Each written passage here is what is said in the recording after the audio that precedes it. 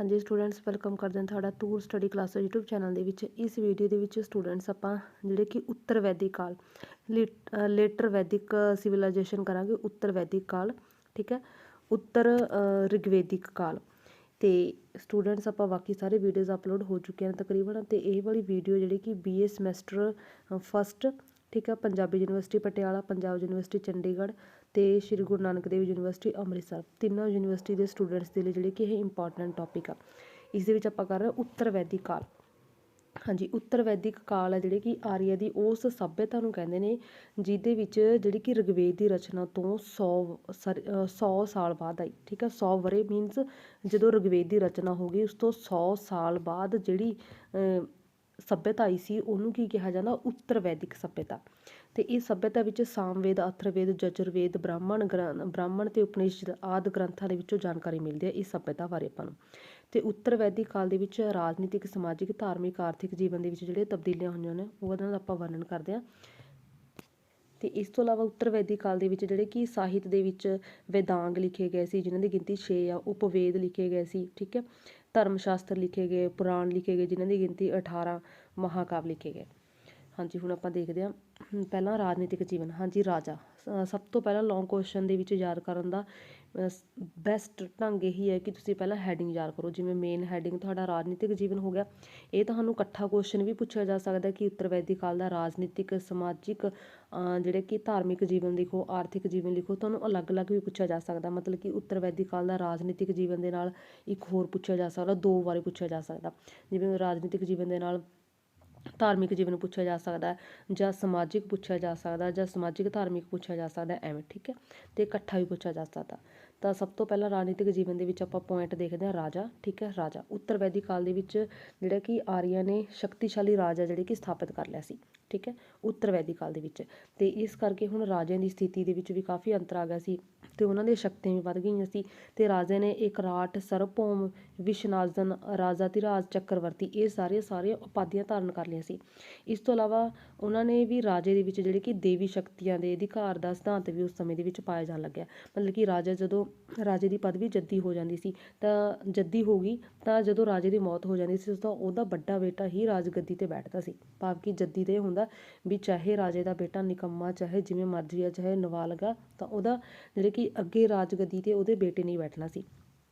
ਤਾਂ ਰਾਜਾ ਆਪਣੀ ਜਿਹੜੀ ਸ਼ਕਤੀਆਂ ਦਾ ਪ੍ਰਗਟਾਵਾ ਕਰਨ ਲਈ ਰਾਜਸੂਆ ਯੱਗ ਕਰਦਾ ਸੀ, ਜਿਹੜਾ ਇੱਕ ਪੂਰਾ ਸਾਲ ਯੱਗ ਚੱਲਦਾ ਰਹਿੰਦਾ ਸੀ, ਰਾਜਸੂਆ। ਵਾਜਪੇਯੀ ਅਸ਼ਵਮੇਧ ਯੱਗ ਕਰਵਾਉਂਦੇ ਸੀ। ਤੇ ਅਸ਼ਵਮੇਧ ਯੱਗ ਆ ਜਿਹੜੇ ਕਿ ਸਭ ਤੋਂ ਮਹੱਤਵਪੂਰਨ ਮੰਨਿਆ ਜਾਂਦਾ ਸੀ ਉੱਤਰ ਵੈਦਿਕ ਕਾਲ ਦੇ ਵਿੱਚ।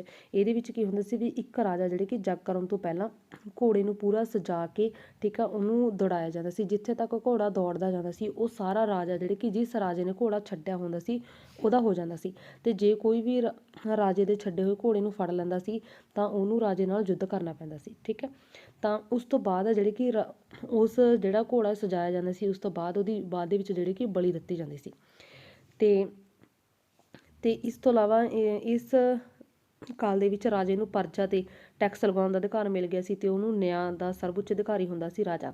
ਤੇ ਇਸ ਕਾਲ ਦੇ ਵਿੱਚ ਰਾਜੇ ਨੂੰ ਗੱਦੀ ਤੋਂ ਹਟਾਇਆ ਨਹੀਂ ਜਾ ਸਕਦਾ ਸੀ। ਇਸ ਤਰ੍ਹਾਂ ਭਾਵੇਂ ਰਾਜੇ ਦੀ ਜਿਹੜੀ ਕਿ ਸ਼ਕਤੀਆਂ ਬਹੁਤ ਜ਼ਿਆਦਾ ਵੱਧ ਗਈਆਂ ਸੀ ਬਟ ਫਿਰ ਵੀ ਉਹ ਉਹਨਾਂ ਦੀ ਦੁਰਵਰਤੋਂ ਨਹੀਂ ਕਰਦੇ ਸੀ। ਪ੍ਰਜਾ ਦੀ ਭਲਾਈ ਵੱਲ ਪ੍ਰਜਾ ਦੀ ਭਲਾਈ ਕਰਨਾ ਜਿਹੜੀ ਕਿ ਆਪਣੀ ਭਲਾਈ ਸਮਝਦੇ ਸੀ। ਤੇ ਅੱਗੇ ਆਊਗਾ ਮੰਤਰੀ, ਅਗਲਾ ਹੈਡਿੰਗ, ਠੀਕ ਹੈ। ਰਾਜਨੀਤਿਕ ਜੀਵਨ ਦੇ ਵਿੱਚ ਪਹਿਲਾਂ ਰਾਜਾ, ਫਿਰ ਮੰਤਰੀ। ਹਾਂਜੀ, ਉੱਤਰ ਵੈਦਿਕ ਕਾਲ ਦੇ ਵਿੱਚ ਰਾਜੇ ਦੀਆਂ ਸ਼ਕਤੀਆਂ ਵੱਧ ਗਈਆਂ ਸੀ ਤੇ ਜਿਸ ਕਰਕੇ ਮੰਤਰੀਆਂ ਦੀ ਗਿਣਤੀ ਦੇ ਵਿੱਚ ਵੀ ਵਾਧਾ ਹੋ ਗਿਆ ਸੀ। ਤੇ ਹੁਣ ਪੁਰੋਹਿਤ, ਸੈਨਾਨੀ, ਗ੍ਰਾਮਣੀ ਤੋਂ ਇਲਾਵਾ ਨਵੇਂ ਮੰਤਰੀ ਆ ਗਏ ਸੀ। ਪੁਰੋਹਿਤ ਦਾ ਮਹੱਤਵ ਜਿਹੜੇ ਕਿ ਰਿਗਵੇਦਿਕ ਕਾਲ ਦੇ ਨਾਲੋਂ ਹੁਣ ਜ਼ਿਆਦਾ ਹੋ ਗਿਆ ਸੀ। ਤੇ ਨਵੇਂ ਮੰਤਰੀਆਂ ਦੇ ਵਿੱਚੋਂ ਸਮਗ੍ਰਹਿਤਰੀ ਸੀ, ਖਜ਼ਾਨਚੀ, ਭਗਦੂਤ ਸੀ, ਟੈਕਸ ਇਕੱਠਾ ਕਰਨ ਵਾਲਾ, ਸੂਤ ਸੀ, ਰਥਵਾਨ ਦਾ ਮੰਤਰੀ। ਤੇ ਇਹਨਾਂ ਮੰਤਰੀਆਂ ਦੀ ਨਿਯੁਕਤੀ ਰਾਜੇ ਦੁਆਰਾ ਹੁੰਦੀ ਸੀ ਤੇ ਮੰਤਰੀ ਨੂੰ ਰਤਨਿਨ ਕਿਹਾ ਜਾਂਦਾ ਸੀ, ਠੀਕ ਹੈ, ਰਤਨ ਕਿਹਾ ਜਾਂਦਾ ਸੀ। ਅੱਗੇ ਆਊਗਾ ਸਭਾ ਤੇ ਸਮਿਤੀ। ਹਾਂਜੀ, ਸਭਾ ਤੇ ਸਮਿਤੀ ਜਿਹੜੇ ਕਿ ਇਹ ਵੀ ਸੰਸਥਾਵਾਂ ਰਿਗਵੇਦਿਕ ਕਾਲ ਤੋਂ ਚੱਲੀਆਂ ਆ ਰਹੀਆਂ ਸੀ।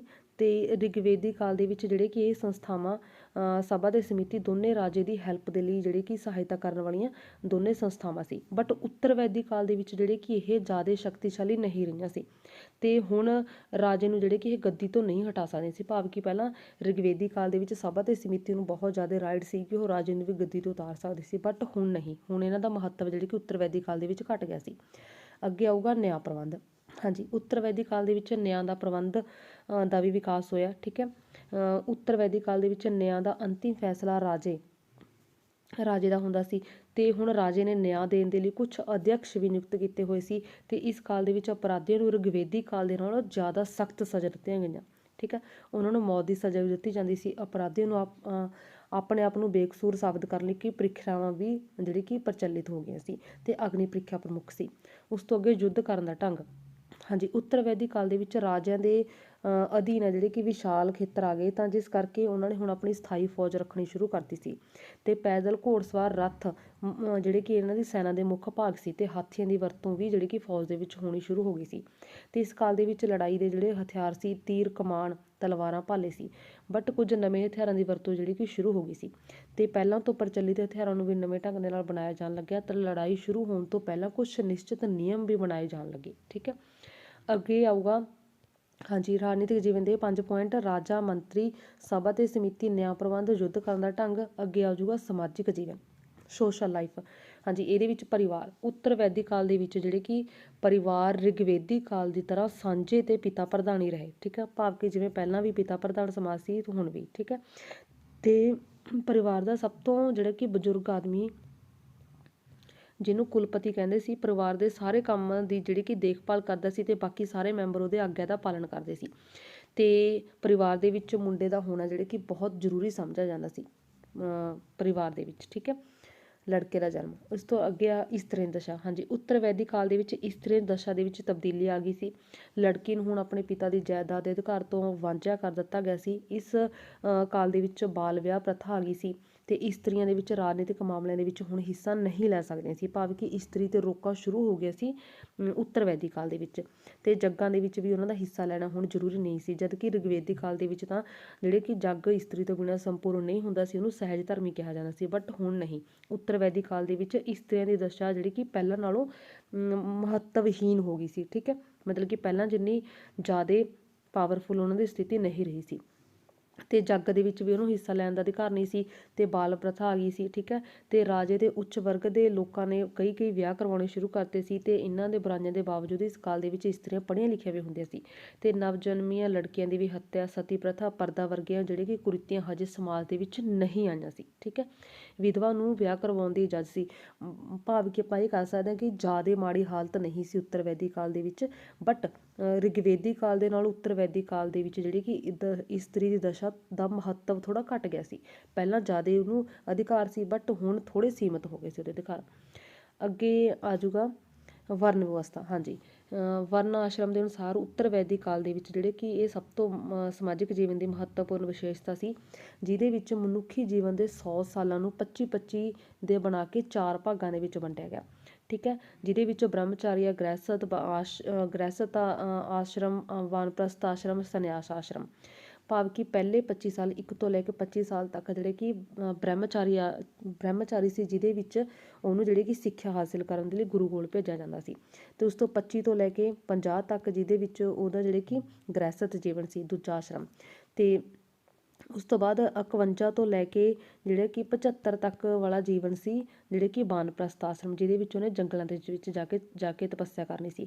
ਫਿਰ ਉਸ ਤੋਂ ਅਸੀਂ ਜਿਹੜੇ ਕਿ 76 ਤੋਂ ਲੈ ਕੇ 100 ਸਾਲ ਤੱਕ ਜਿਸ ਦੇ ਵਿੱਚ ਉਹਨੇ ਆਪਣੇ ਘਰ-ਬਾਰ ਨੂੰ ਛੱਡ ਕੇ, ਸਭ ਕੁਝ ਨੂੰ ਛੱਡ ਕੇ ਸੰਨਿਆਸ ਧਾਰਨ ਕਰਨਾ ਸੀ। ਠੀਕ ਹੈ, ਮੁਕਤੀ ਪ੍ਰਾਪਤ ਕਰਨੀ ਸੀ ਤਪ ਕਰਕੇ। ਤੇ ਇਸ ਤਰ੍ਹਾਂ ਜਿਹੜੇ ਕਿ ਜੀਵਨ ਨੂੰ 4 ਭਾਗਾਂ ਦੇ ਵਿੱਚ ਵੰਡਿਆ ਗਿਆ। ਅੱਗੇ ਆਊਗਾ ਜਾਤੀ ਪ੍ਰਥਾ। ਹਾਂਜੀ, ਉੱਤਰ ਵੈਦਿਕ ਕਾਲ ਦੇ ਵਿੱਚ ਜਾਤੀ ਪ੍ਰਥਾ ਦੇ ਵਿੱਚ ਕੁਝ ਕਠੋਰਤਾ ਆ ਗਈ ਸੀ। ਸਮਾਜ 4 ਮੁੱਖ ਜਾਤਾਂ ਜਿਹੜੇ ਬ੍ਰਾਹਮਣ, ਖੱਤਰੀ, ਵੈਸ਼, ਸ਼ੂਦਰ ਦੇ ਵਿੱਚ ਵੰਡਿਆ ਗਿਆ ਸੀ ਤੇ ਸਮਾਜ ਦੇ ਵਿੱਚ ਬ੍ਰਾਹਮਣਾਂ ਦਾ ਕੰਮ ਪਾਠ ਪੂਜਾ ਕਰਨਾ ਸੀ ਤੇ ਖੱਤਰੀ ਦਾ ਕੰਮ ਸੀ ਲੜਾਈ ਦੇ ਵਿੱਚ ਹਿੱਸਾ ਲੈਣਾ ਤੇ ਵੈਸ਼ਾਂ ਦਾ ਕੰਮ ਸੀ ਵਣਜ ਵਪਾਰ ਕਰਨਾ ਤੇ ਸ਼ੂਦਰਾਂ ਦਾ ਕੰਮ ਸੀ ਵੀ ਇਹਨਾਂ ਤਿੰਨੇ ਉੱਪਰਲੀਆਂ ਕਾਸਟਾਂ ਦੀ ਸੇਵਾ ਕਰਨੀ ਤੇ ਬ੍ਰਾਹਮਣ, ਖੱਤਰੀ, ਵੈਸ਼ ਨੂੰ ਦਵਿਜ ਭਾਵ ਕਿ ਦੂਜਾ ਜਨਮ ਦੀ ਪਦਵੀ ਜਿਹੜੇ ਕਿ ਹਾਸਿਲ ਸੀ, ਜਦਕਿ ਸ਼ੂਦਰਾਂ ਨੂੰ ਇਹ ਚੀਜ਼ ਨਹੀਂ ਸੀ। ਤੇ ਇਸ ਕਾਲ ਦੇ ਵਿੱਚ ਪਹਿਲੀਆਂ 3 ਜਾਤੀਆਂ ਦੇ ਵਿੱਚ ਆਪਸੀ ਮੇਲ ਜੋਲ ਤੇ ਵਿਆਹ ਸੰਬੰਧ ਸੀ, ਜਦਕਿ ਸ਼ੂਦਰਾਂ ਦੇ ਨਾਲ ਕੋਈ ਮੇਲ ਜੋਲ ਨਹੀਂ ਸੀ। ਅੱਗੇ ਆਊਗਾ ਸਿੱਖਿਆ। ਹਾਂਜੀ, ਰਿਗਵੇਦੀ ਕਾਲ ਦੀ ਤਰ੍ਹਾਂ ਉੱਤਰ ਵੈਦਿਕ ਕਾਲ ਦੇ ਵਿੱਚ ਵੀ ਸਿੱਖਿਆ ਪ੍ਰਾਈਵੇਟ ਤੌਰ 'ਤੇ ਦਿੱਤੀ ਜਾਂਦੀ ਸੀ, ਭਾਵ ਕਿ ਕੋਈ ਅਲੱਗ ਸਪੈਸ਼ਲ ਸਰਕਾਰ ਵੱਲੋਂ ਕੋਈ ਉਪਾਅ ਨਹੀਂ ਸੀ। ਠੀਕ ਹੈ, ਉਪਨयन ਦੀ ਰਸਮ ਤੋਂ ਬਾਅਦ ਜਦੋਂ ਵਿਦਿਆਰਥੀ 25 ਸਾਲਾਂ ਦਾ ਹੋ ਜਾਂਦਾ ਸੀ ਤਾਂ ਗੁਰੂਕੁਲ ਦੇ ਵਿੱਚ ਜਾ ਕੇ ਸਿੱਖਿਆ ਪ੍ਰਾਪਤ ਕਰਦਾ ਸੀ ਤੇ ਵਿਦਿਆਰਥੀ ਨੂੰ ਜਿਨ੍ਹਾਂ ਨੂੰ ਬ੍ਰਹਮਚਾਰੀ ਕਿਹਾ ਜਾਂਦਾ ਸੀ, ਵਿਦਿਆਰਥੀ ਨੂੰ ਉਸ ਸਮੇਂ ਦੇ ਵਿੱਚ ਬ੍ਰਹਮਚਾਰੀ ਕਿਹਾ ਜਾਂਦਾ ਸੀ। ਬਹੁਤ ਕਰੜੇ ਅਨੁਸ਼ਾਸਨ ਦੇ ਵਿੱਚ ਰਹਿਣਾ ਪੈਂਦਾ ਸੀ, ਆਪਣੇ ਗੁਰੂਆਂ ਦਾ ਬੜਾ ਸਤਿਕਾਰ ਕਰਦੇ ਸੀ ਉਹ। ਸਿੱਖਿਆ ਦਾ ਉਦੇਸ਼ ਸੀ ਵਿਦਿਆਰਥੀ ਦੇ ਚਰਿੱਤਰ ਦਾ ਨਿਰਮਾਣ ਕਰਨਾ ਤੇ ਉਹਨਾਂ ਨੂੰ ਆਉਣ ਵਾਲੇ ਜੀਵਨ ਦੇ ਲਈ ਕਾਬਲ ਬਣਾਉਣਾ। ਤੇ ਵਿਦਿਆਰਥੀ ਨੂੰ ਧਰਮ ਸ਼ਾਸਤਰਾਂ ਤੋਂ ਇਲਾਵਾ ਹਿਸਾਬ, ਜੋਤਿਸ਼, ਚਿਕਿਤਸਾ, ਕਾਨੂੰਨ, ਵਿਆਕਰਨ, ਨੀਤੀ ਤੇ ਯੁੱਧ ਸੰਬੰਧੀ ਜਿਹੜੀ ਕਿ ਜਾਣਕਾਰੀ ਦਿੱਤੀ ਜਾਂਦੀ ਸੀ। ਤੇ ਵਿਦਿਆਰਥੀ ਦੇ ਰਹਿਣ ਸਹਿਣ ਤੇ ਸਿੱਖਿਆ ਦਾ ਪ੍ਰਬੰਧ ਮੁਫਤ ਹੁੰਦਾ ਸੀ ਤੇ ਸਿੱਖਿਆ ਜਿਹੜੀ ਕਿ ਪੂਰੀ ਹੋਣ ਤੋਂ ਬਾਅਦ ਵਿਦਿਆਰਥੀ ਆਪਣੀ ਹੈਸੀਅਤ ਦੇ ਅਨੁਸਾਰ ਗੁਰੂ ਨੂੰ ਦਕਸ਼ਨਾ ਦਿੰਦਾ ਸੀ। ਅੱਗੇ ਆਊਗਾ ਪਹਿਰਾਵਾ। ਹਾਂਜੀ, ਉੱਤਰ ਵੈਦਿਕ ਕਾਲ ਦੇ ਵਿੱਚ ਆਰੀਆ ਦਾ ਪਹਿਰਾਵਾ ਪਹਿਲਾਂ ਵਾਂਗ ਹੀ ਸੀ। ਉਹ ਸੁੱਤੀ ਉੱਨੀ ਰੇਸ਼ਮੀ ਕੱਪੜੇ ਪਹਿਨਦੇ ਸੀ ਤੇ ਜਾਨਵਰਾਂ ਦੀ ਖੱਲਾਂ ਪਾਉਣ ਦਾ ਰਿਵਾਜ ਹੁਣ ਵੀ ਪ੍ਰਚਲਿਤ ਸੀ। ਤੇ ਇਸ ਕਾਲ ਦੇ ਵਿੱਚ ਇਸਤਰੀਆਂ ਤੇ ਪੁਰਸ਼ ਗਹਿਣੇ ਵੀ ਪਾਉਂਦੇ ਸੀ। ਖਾਣ ਪੀਣ ਉੱਤਰ ਵੈਦਿਕ ਕਾਲ ਦੇ ਵਿੱਚ ਰਿਗਵੈਦਿਕ ਕਾਲ ਦੀ ਤਰ੍ਹਾਂ ਹੀ ਸਾਦਾ ਸੀ ਤੇ ਕਣਕ, ਜੌਂ, ਚੌਲ, ਸਬਜ਼ੀਆਂ ਇਹਨਾਂ ਫਲਾਂ ਦੀ ਵਰਤੋਂ ਕਰਦੇ ਸੀ ਤੇ ਲੋਕਾਂ ਨੇ ਮਾंस ਦੀ ਵਰਤੋਂ ਘੱਟ ਕਰਤੀ ਸੀ ਤੇ ਲੋਕ ਸ਼ਾਕਾਹਾਰੀ ਹੁੰਦੇ ਜਾ ਰਹੇ ਸੀ ਤੇ ਉੱਚ ਵਰਗ ਦੇ ਲੋਕਾਂ ਦੇ ਵਿੱਚ ਸ਼ਰਾਬ ਪੀਣ ਦਾ ਰਿਵਾਜ ਵੱਧ ਗਿਆ ਸੀ। ਅੱਗੇ ਆਊਗਾ ਹੈਡਿੰਗ ਅੱਗੇ ਮਨੋਰੰਜਨ। ਉੱਤਰ ਵੈਦਿਕ ਕਾਲ ਦੇ ਵਿੱਚ ਲੋਕਾਂ ਦਾ ਮਨੋਰੰਜਨ ਦੇ ਸਾਧਨ ਆ ਜਿਹੜੇ ਕਿ ਰਿਗਵੇਦੀ ਕਾਲ ਵਾਂਗ ਹੀ ਰਹੇ। ਉਹਨਾਂ ਨੇ ਆਪਣਾ ਮਨੋਰੰਜਨ ਰੱਥ ਦੌੜਾਂ, ਨਾਚ ਗਾਣੇ, ਘੋੜ ਦੌੜ, ਸ਼ਿਕਾਰ ਤੇ ਜੂਆ ਦੇ ਖੇਡ ਦੇ ਵਿੱਚ ਆਪਣਾ ਹਿੱਸਾ ਲੈ ਕੇ ਜਿਹੜੇ ਕਿ ਮਨੋਰੰਜਨ ਕਰਦੇ ਸੀ ਤੇ ਨਾਟਕ ਖੇਡੇ ਜਾਣ ਵੀ ਲੱਗੇ ਤੇ ਲੋਕ ਵੱਧ ਚੜ੍ਹ ਕੇ ਹਿੱਸਾ ਲੈਂਦੇ ਸੀ। ਹਾਂਜੀ, ਇਹਦੇ ਵਿੱਚ ਸਮਾਜਿਕ ਜੀਵਨ ਦੇ ਵਿੱਚ ਹੈਡਿੰਗ ਆ ਜਾਣਗੇ ਪਰਿਵਾਰ, ਇਸਤਰੀਆਂ ਦੀ ਦਸ਼ਾ, ਵਰਨ ਆਸ਼ਰਮ, ਜਾਤੀ ਪ੍ਰਥਾ, ਸਿੱਖਿਆ ਤੇ ਪਹਿਰਾਵਾ, ਖਾਣ ਪੀਣ, ਮਨੋਰੰਜਨ। ਅੱਗੇ ਧਾਰਮਿਕ ਜੀਵਨ। ਹਾਂਜੀ, ਧਾਰਮਿਕ ਜੀਵਨ ਵਿੱਚ ਪਹਿਲਾਂ ਨਵੇਂ ਦੇਵਤੇ। ਹੁਣ ਉੱਤਰ ਵੈਦਿਕ ਕਾਲ ਦੇ ਵਿੱਚ ਰਿਗਵੇਦੀ ਕਾਲ ਦੇ ਵਿੱਚ ਜਿਹੜੇ ਦੇਵੀ ਦੇਵਤੇ ਪੂਜੇ ਜਾਂਦੇ ਸੀ ਉਹਨਾਂ ਦਾ ਮਹੱਤਵ ਘਟ ਗਿਆ ਸੀ। ਇਸ ਕਾਲ ਦੇ ਵਿੱਚ ਨਵੇਂ ਦੇਵੀ ਦੇਵਤਿਆਂ ਦੀ ਪੂਜਾ ਸ਼ੁਰੂ ਹੋ ਗਈ ਸੀ। ਇਸ ਕਾਲ ਦੇ ਵਿੱਚ ਬ੍ਰਹਮਾ ਨੂੰ ਸਰਵਉੱਚ ਸਥਾਨ ਪ੍ਰਾਪਤ ਹੋ ਗਿਆ ਸੀ। ਜਿਵੇਂ ਰਿਗਵੇਦੀ ਕਾਲ ਦੇ ਵਿੱਚ ਤਾਂ ਵਰੁਣ ਨੂੰ ਸੀ, ਠੀਕ ਹੈ, ਬਟ ਇਸ ਦੇ ਵਿੱਚ ਬ੍ਰਹਮਾ ਨੂੰ ਹੋ ਗਿਆ ਸਭ ਤੋਂ ਵੱਧ ਤੇ ਉਹਨੂੰ ਸੰਸਾਰ ਦਾ ਸਿਰਜਣਹਾਰਾ ਮੰਨਿਆ ਜਾਂਦਾ ਸੀ। ਤੇ ਦੂਜਾ ਸਥਾਨ ਸੀ ਵਿਸ਼ਨੂੰ ਨੂੰ, ਠੀਕ ਹੈ, ਤੇ ਵਿਸ਼ਨੂੰ ਨੂੰ ਸੰਸਾਰ ਦਾ ਪਾਲਣਹਾਰ, ਰੱਖਿਅਕ ਮੰਨਿਆ ਜਾਂਦਾ ਸੀ ਤੇ ਰਾਮ ਤੇ ਕ੍ਰਿਸ਼ਨ ਨੂੰ ਵੀ ਵਿਸ਼ਨੂੰ ਦਾ ਹੀ ਅਵਤਾਰ ਸਮਝਦੇ ਸੀ। ਤੇ ਤੀਜਾ ਸਥਾਨ ਸੀ ਸ਼ਿਵ ਨੂੰ ਪ੍ਰਾਪਤ ਤੇ ਉਹਨੂੰ ਸੰਸਾਰ ਦੀ ਨਾਸ਼ਕਰਤਾ, ਮੁਕਤੀ ਦਾ ਦੇਵਤਾ ਕਿਹਾ ਜਾਂਦਾ ਸੀ ਸ਼ਿਵ ਜੀ ਨੂੰ। ਇਸ ਤਰ੍ਹਾਂ ਇਸ ਕਾਲ ਦੇ ਵਿੱਚ ਤ੍ਰਿਦੇਵ ਦਾ ਸਿਧਾਂਤ ਜਿਹੜੇ ਕਿ ਪ੍ਰਚਲਿਤ ਹੋ ਗਿਆ ਸੀ ਤੇ ਇਹਨਾਂ ਤੋਂ ਇਲਾਵਾ ਦੁਰਗਾ, ਕਾਲੀ, ਪਾਰਵਤੀ ਇਹਨਾਂ ਦੇਵੀਆਂ ਦਾ ਵੀ ਮਹੱਤਵ ਵੱਧ ਗਿਆ ਸੀ ਤੇ ਆਰੀਆ ਨੇ ਹੁਣ ਦੇਵੀ ਦੇਵਤਿਆਂ ਦੀ ਮੂਰਤੀ ਬਣਾ ਕੇ ਪੂਜਾ ਕਰਨੀ ਸ਼ੁਰੂ ਕਰਤੀ ਸੀ। ਅੱਗੇ ਧਰਮ ਦੇ ਵਿੱਚ ਗੁੰਝਲਤਾ। ਉੱਤਰ ਵੈਦਿਕ ਕਾਲ ਦੇ ਵਿੱਚ ਧਰਮ ਦੇ ਵਿੱਚ ਕਾਫੀ ਗੁੰਝਲਤਾ ਆ ਗਈ ਸੀ। ਹਰ ਵਿਅਕਤੀ ਨੂੰ ਜਨਮ ਤੋਂ ਲੈ ਕੇ ਮੌਤ ਤੱਕ 40 ਸੰਸਕਾਰ ਜਿਹੜੇ ਕਿ ਸੰਸਕਾਰ ਕਰਵਾਉਣੇ ਜ਼ਰੂਰ ਕਰਵਾਉਣੇ ਪੈਂਦੇ ਸੀ ਤੇ ਇਸ ਕਾਲ ਦੇ ਵਿੱਚ ਜੱਗ ਪਹਿਲਾਂ ਨਾਲੋਂ ਜ਼ਿਆਦਾ ਵਿਸਤ੍ਰਿਤ ਗੁੰਝਲਦਾਰ ਹੋ ਗਏ ਸੀ ਤੇ ਕਈ ਜੱਗ ਤਾਂ ਕਈ ਵਰ੍ਹਿਆਂ ਤੱਕ ਚੱਲਦੇ ਸੀ। ਜਿਵੇਂ ਰਾਜਸੂਆ ਜੱਗ ਪੂਰਾ ਇੱਕ ਸਾਲ ਦੇ ਵਿੱਚ ਤੱਕ ਚੱਲੀ ਜਾਂਦਾ ਸੀ ਤੇ ਇਹਨਾਂ ਜੱਗਾਂ ਦੇ ਵਿੱਚ ਪੁਰੋਹਿਤ ਬਹੁਤ ਵੱਡੀ ਗਿਣਤੀ ਦੇ ਵਿੱਚ ਸ਼ਾਮਲ ਹੁੰਦੇ ਸੀ। ਮੰਤਰਾਂ ਦੇ ਉਚਾਰਨ ਦੀ ਸ਼ੁੱਧਤਾ ਤੇ ਜ਼ੋਰ ਦਿੱਤਾ ਜਾਂਦਾ ਸੀ। ਜੱਗਾਂ ਦੇ ਵਿੱਚ ਪਸ਼ੂਆਂ ਦੀ ਬਲੀ ਦਿੱਤੀ ਜਾਂਦੀ ਸੀ ਤੇ ਇਹਨਾਂ ਤੋਂ ਇਲਾਵਾ ਮਨੁੱਖਾਂ ਦੀ ਬਲੀ ਵੀ ਦਿੱਤੀ ਜਾਣ ਲੱਗ ਪਈ ਸੀ ਉੱਤਰ ਵੈਦਿਕ ਕਾਲ ਦੇ ਵਿੱਚ ਤੇ ਜੱਗਾਂ ਦੇ ਵਿੱਚ ਹਿੱਸਾ ਲੈਣ ਵਾਲੇ ਪੁਰੋਹਿਤਾਂ ਨੂੰ ਭਾਰੀ ਦਕਸ਼ਨਾ ਦੇਣੀ ਪੈਂਦੀ ਸੀ ਤੇ ਇਹਨਾਂ ਕਰਕੇ ਜੱਗ ਆ ਜਿਹੜੇ ਕਿ ਮਹਿੰਗੇ ਹੋ ਗਏ ਸੀ ਤੇ ਧਾਰਮਿਕ ਰਸਮਾਂ ਰਿਵਾਜਾਂ ਦੇ ਗੁੰਝਲਦਾਰ ਹੋਣ ਕਰਕੇ ਸਮਾਜ ਦੇ ਵਿੱਚ ਬ੍ਰਾਹਮਣਾਂ ਦੀ ਪ੍ਰਧਾਨਤਾ ਵੱਧ ਗਈ ਸੀ। ਅੱਗੇ ਆ ਜਾਊਗਾ ਨਵੇਂ ਵਿਸ਼ਵਾਸ। ਹਾਂਜੀ, ਉੱਤਰ ਵੈਦਿਕ ਕਾਲ ਦੇ ਵਿੱਚ ਆਰੀਆ ਦੇ ਵਿੱਚ ਕਈ ਨਵੇਂ ਧਾਰਮਿਕ ਵਿਸ਼ਵਾਸ ਪੈਦਾ ਹੋ ਗਏ ਤੇ ਹੁਣ ਉਹ ਤਪ ਉੱਤੇ ਜ਼ਿਆਦਾ ਜ਼ੋਰ ਦੇਣ ਲੱਗੇ, ਤਪੱਸਿਆ ਉੱਤੇ, ਠੀਕ ਆ। ਤੇ ਉਹਨਾਂ ਦਾ ਵਿਚਾਰ ਸੀ ਵੀ ਜਦੋਂ ਤੱਕ ਸਰੀਰ ਨੂੰ ਵੱਧ ਤੋਂ ਵੱਧ ਦੁੱਖ ਨਾ ਦਿੱਤਾ ਜਾਵੇ, ਕਸ਼ਟ ਨਾ ਦਿੱਤਾ ਜਾਵੇ ਤਾਂ ਮਨ ਕੰਟਰੋਲ ਦੇ ਵਿੱਚ ਨਹੀਂ ਕੀਤਾ ਜਾ ਸਕਦਾ। ਜਿਸ ਕਰਕੇ ਇਸ ਕਾਲ ਦੇ ਵਿੱਚ ਆਵਾਗੌਣ, ਮੁਕਤੀ ਤੇ ਕਰਮ ਸਿਧਾਂਤ ਵੀ ਜ਼ਿਆਦਾ ਵਿਕਸਿਤ ਹੋ ਗਏ ਸੀ ਤੇ ਆਰੀਆ ਦਾ ਵਿਸ਼ਵਾਸ ਸੀ ਕਿ ਮਨੁੱਖ ਮੌਤ ਤੋਂ ਬਾਅਦ ਦੁਬਾਰਾ ਜਨਮ ਲੈਂਦਾ ਤੇ ਇਸ ਆਵਾਗੌਣ ਦੇ ਚੱਕਰ ਤੋਂ ਛੁਟਕਾਰਾ ਪਾਉਣ ਲਈ ਮੁਕਤੀ ਪ੍ਰਾਪਤ ਕਰਨਾ ਜ਼ਰੂਰੀ ਆ ਤੇ ਉਹਨਾਂ ਦਾ ਵਿਸ਼ਵਾਸ ਹੋ ਗਿਆ ਸੀ ਕਿ ਮਨੁੱਖ ਨੂੰ ਉਹਨਾਂ ਦੇ ਕਰਮਾਂ ਦੇ ਅਨੁਸਾਰ ਹੀ ਫਲ ਮਿਲਦਾ। ਇਸ ਲਈ ਮਨੁੱਖ ਨੂੰ ਹਮੇਸ਼ਾ ਚੰਗੇ ਕਰਮ ਕਰਨੇ ਚਾਹੀਦੇ ਨੇ ਤੇ ਇਸ ਕਾਲ ਦੇ ਵਿੱਚ ਆਰੀਆ ਦੇ ਅੰਧ ਵਿਸ਼ਵਾਸਾਂ ਵਿੱਚ ਵੀ ਵਾਧਾ ਹੋ ਗਿਆ ਸੀ ਤੇ ਉਹ ਜਾਦੂ ਟੂਣਿਆਂ ਦੇ ਵਿੱਚ ਜਿਹੜੇ ਕਿ ਵਿਸ਼ਵਾਸ ਰੱਖਣ ਲੱਗ ਗਿਆ ਸੀ। ਅੱਗੇ ਆਰਥਿਕ ਜੀਵਨ ਦੇ ਵਿੱਚ ਖੇਤੀਬਾੜੀ। ਉੱਤਰ ਵੈਦਿਕ ਕਾਲ ਦੇ ਵਿੱਚ ਆਰੀਆ ਦਾ ਜੀਵਨ ਜਿਹੜੇ ਕਿ ਖੁਸ਼ਹਾਲ ਸੀ। ਮੁੱਖ ਧੰਦਾ ਖੇਤੀਬਾੜੀ ਸੀ ਤੇ ਇਸ ਕਾਲ ਦੇ ਵਿੱਚ ਖੇਤੀਬਾੜੀ ਦੇ ਧੰਦੇ ਦੀ ਕਾਫੀ ਉੱਨਤੀ ਹੋ ਗਈ ਸੀ। ਹੁਣ ਆਰੀਆ ਨੇ ਵੱਡੇ ਵੱਡੇ ਹਲਾਂ ਦੀ ਵਰਤੋਂ ਕਰਨੀ ਸ਼ੁਰੂ ਕਰਤੀ ਸੀ ਤੇ ਕਈ ਹਲ ਇੰਨੇ ਵੱਡੇ ਸੀ ਕਿ ਉਹਨਾਂ ਨੂੰ ਖਿੱਚਣ ਲਈ 24 ਬੈਲ ਜੋੜੇ ਜਾਂਦੇ ਸੀ ਤੇ ਵਧੇਰੇ ਪੈਦਾਵਾਰ ਲਈ ਖਾਦਾਂ ਦੀ ਵਰਤੋਂ ਕੀਤੀ ਜਾਣ ਲੱਗੀ ਤੇ ਫਸਲਾਂ ਦੀ ਕਾਫੀ ਪੈਦਾਵਾਰ ਹੋ ਗਈ ਸੀ ਤੇ ਕਣਕ, ਜੌਂ, ਚੌਲ ਇਹਦੀਆਂ ਮੁੱਖ ਫਸਲਾਂ ਸੀ। ਅੱਗੇ ਆ ਜਾਊਗਾ ਪਸ਼ੂ ਪਾਲਣ। ਹਾਂਜੀ, ਉੱਤਰ ਵੈਦਿਕ ਕਾਲ ਦੇ ਵਿੱਚ ਆਰੀਆ ਦਾ ਦੂਜਾ ਧੰਦਾ ਸੀ ਪਸ਼ੂ ਪਾਲਣ। ਉਹ ਗਾਂ, ਭੇਡ, ਬੱਕਰੀਆਂ, ਬਲਦ, ਕੁੱਤੇ, ਹਾਥੀ, ਊਠ ਪਾਲਦੇ ਸੀ ਤੇ ਪਸ਼ੂਆਂ ਨੂੰ ਦੌਲਤ ਦਾ ਮਾਪ ਸਮਝਿਆ ਜਾਂਦਾ ਸੀ। ਭਾਵ ਜਿਸ ਦੇ ਕੋਲ ਜਿੰਨੇ ਜ਼ਿਆਦਾ ਪਸ਼ੂ ਹੁੰਦੇ ਸੀ ਉਨਾ ਹੀ ਅਮੀਰ ਗਿਣਿਆ ਜਾਂਦਾ ਸੀ। ਅਤੇ ਇਸ ਕਾਲ ਦੇ ਵਿੱਚ ਗਊ ਦਾ ਮਹੱਤਵ ਬਹੁਤ ਜ਼ਿਆਦਾ ਵੱਧ ਗਈ ਸੀ ਅਤੇ ਗਾਂ ਦੀ ਹੱਤਿਆ ਕਰਨ ਵਾਲੇ ਨੂੰ ਮੌਤ ਦੀ ਸਜ਼ਾ ਦਿੱਤੀ ਜਾਂਦੀ ਸੀ। ਵਪਾਰ, ਉੱਤਰ ਵੈਦਿਕ ਕਾਲ ਦੇ ਵਿੱਚ ਵਪਾਰ ਦੇ ਧੰਦੇ ਨੇ ਵੀ ਕਾਫੀ ਉੱਨਤੀ ਕੀਤੀ। ਵਪਾਰੀਆਂ ਨੇ ਜਿਹੜੇ ਕਿ ਸੰਘ ਬਣਾ ਲਏ ਸੀ ਅਤੇ ਇਸ ਕਾਲ ਦੇ ਵਿੱਚ ਵਪਾਰ ਨੂੰ ਕਾਫੀ ਉਤਸ਼ਾਹ ਮਿਲਿਆ। ਕਾਂਸ਼ੀ, ਕੌਸ਼ਾਂਬੀ ਅਤੇ ਵਿਦੇਹ ਇਸ ਕਾਲ ਦੇ ਪ੍ਰਸਿੱਧ ਵਪਾਰ ਕੇਂਦਰ ਸੀ ਅਤੇ ਮੰਨ ਲਓ ਇੱਕ ਥਾਂ ਤੋਂ ਦੂਜੀ ਥਾਂ 'ਤੇ ਜਾਣ ਲਈ ਵੈਲਾਂ ਦੀ ਵਰਤੋਂ ਵੀ ਸ਼ੁਰੂ ਹੋ ਗਈ ਸੀ। ਦੋਸਤਾਂ, ਇਹ ਸੀ ਤੁਹਾਡਾ ਜਿਹੜੇ ਕਿ ਆਰਥਿਕ ਜੀਵਨ। ਠੀਕ ਹੈ, ਆਰਥਿਕ ਜੀਵਨ ਦੇ ਵਿੱਚ 3 ਪੁਆਇੰਟ ਨੇ: ਖੇਤੀਬਾੜੀ, ਪਸ਼ੂ ਪਾਲਣ, ਵਪਾਰ ਅਤੇ ਧਾਰਮਿਕ ਜੀਵਨ ਦੇ ਵਿੱਚ ਪੁਆਇੰਟ। ਠੀਕ ਹੈ, ਇਹ ਤੁਹਾਡਾ ਉੱਤਰ ਵੈਦਿਕ ਕਾਲ ਬਾਰੇ ਕੁਐਸਚਨ ਹੈ। ਥੈਂਕਸ।